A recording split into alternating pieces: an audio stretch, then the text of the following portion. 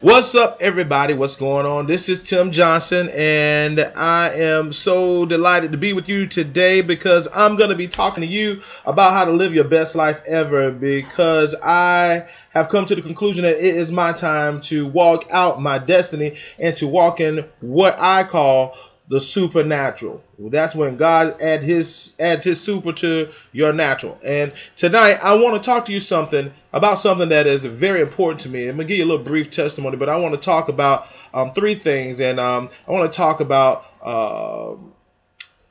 the fatherless. When I say the fatherless, I was one of these individuals that grew up as a single parent raised child. All I knew was my mom. I never had any brothers and sisters, and I had a very good mother. My mother is a hardworking woman. She retired from IBM 31 and a half years, and she's always been a very decent, devoted woman to helping people, and she's always been known throughout our family as a leader in our family.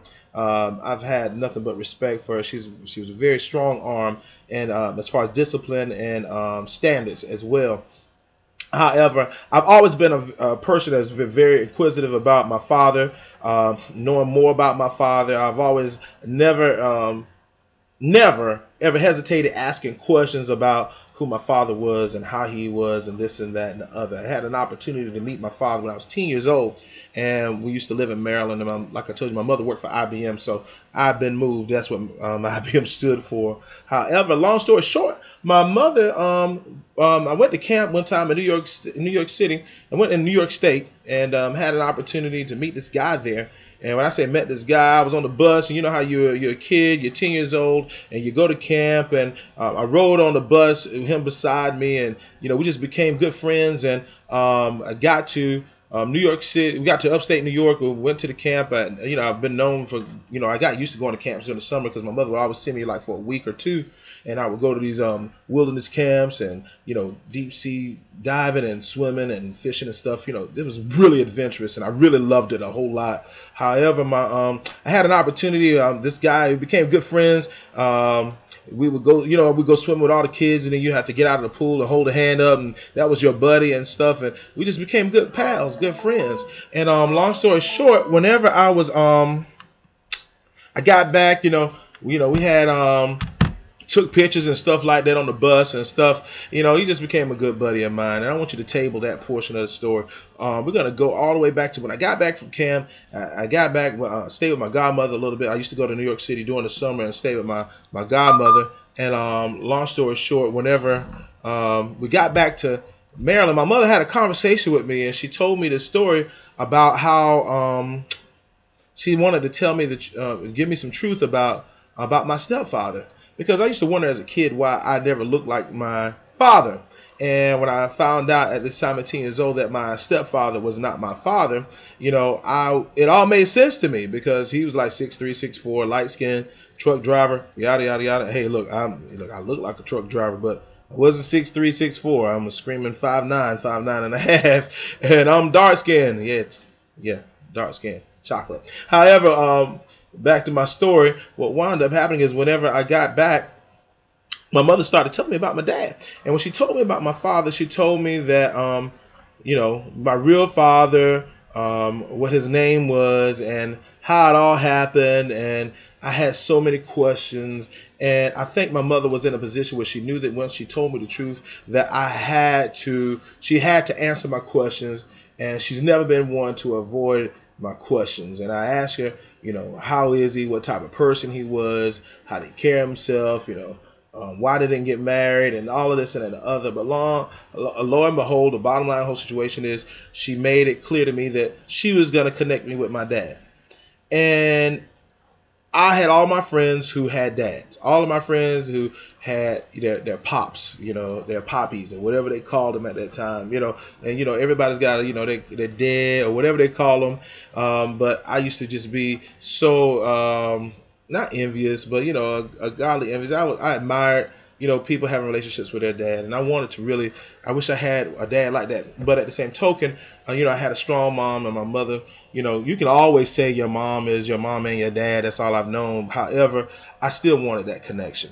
Let's get back to the story. So then, my mother, she worked at IBM. She had a business trip. She was going to White Plains, New York, and she took me with her on this trip. And when she took me with her on this trip, she said, "You're going to meet your father." And I was just like, "Wow, I'm going to meet my dad, my father." And when I got there, we were in the hotel. My mother always kept me real clean as a kid. We used to shop at Montgomery Ward's.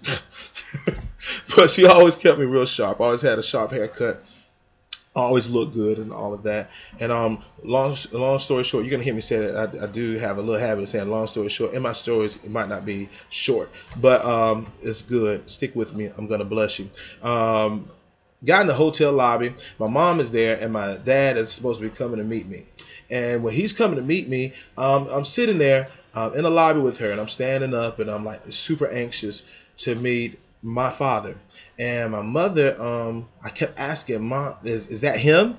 And she said, "Son, you're gonna know who your dad is when you see him." And I'm like, "How am I gonna know him?" She said, "You'll know." And this other gentleman walked in. I was like, "Is it him?" And she was like, "No, that's not him." And she said, "You're going to notice that." Then all of a sudden, this gentleman walks in, and he walks in the door, and I'm sitting in the lobby, standing in the lobby beside my mom. She's sitting down, and I see this gentleman comes in, and when I see him, automatically, it's like, that's my dad. And I looked at my mom, and I said, "That's my dad." And my mom said, "That's your father." And automatically, I said to her, and I whispered, "What do I call him?" And my mother said, "What do you want to call him?" And I said, "Do I call him Dad? Do I call him Pop? Do I call him Father? I mean, what do I call him? Sir?" And she said, "That's totally up to you." So when he walks up, he looks at me and he says, "How's it going, son?" And I looked at him. I said, "Hi, Dad." And it was kind of strange because I never called a man dad other than my stepfather. And the memories of him were very vague and very unclear. So when I said that to him, automatically he said, "Come give your father a hug." So I went to him and I hugged him. Now, I remember this just like yesterday. I remember it just as clear because of the fact that it was a hug I had never had before. It was something that I've always wanted before. And I couldn't consider myself, I was not, when I say fatherless, fatherless are, I think they come in three different categories. You have either you don't know your father, or you have no relationship with your father, or either you're resenting or you have unforgiveness with your father. You have no desire to know your father. Okay, so in my situation, I just did not ever know my father until my mother told me about him, and I had a chance to meet him. So I was just so excited. But this is one of the most amazing things that happened with that story is the fact that my father told me that time, because he had come to pick me up and he was going to take me out for me to get to know him better. And he said, "Guess what?" I said, "What?" He said, "Your brother's in the car." And it was like, "I have a brother?" He says, "Yes, you have a brother, and he's in the car." And I was like, I looked at my mom and I said, "Mom, I got a brother." And my mother said, "Yes, son, you have a brother." And Lord and behold, when I got outside with my dad to the car, it was my friend that I had made friends with on the bus going to the camp in New York. Yes, my good friend that we had become buddies on this trip had become my brother. So that right there took me for a major, major loop. And I was just so glad. However, one of the biggest things that happened during this time, I got super close, super fast in one day. And I did not see my father again from 10 years old all the way until I turned 18 years old.